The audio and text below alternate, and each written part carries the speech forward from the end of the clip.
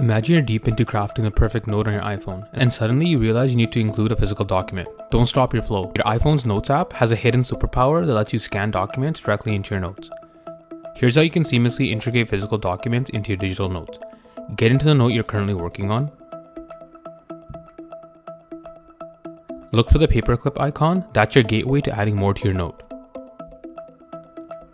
A menu will pop up, choose the Scan Documents option. Your camera will activate, hold your iPhone over the document, making sure the entire page fits within the frame on your screen.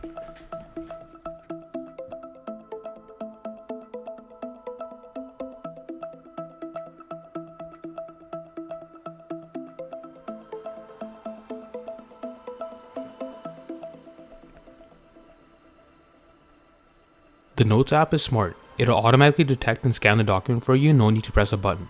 Once scanned, you can save it directly to your note, or you can have more pages, just keep scanning to add them to the same document.